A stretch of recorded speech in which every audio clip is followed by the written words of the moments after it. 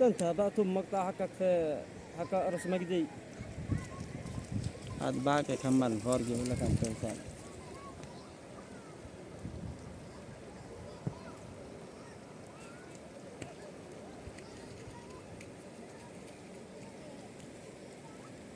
عشان ياخذ مسماءه.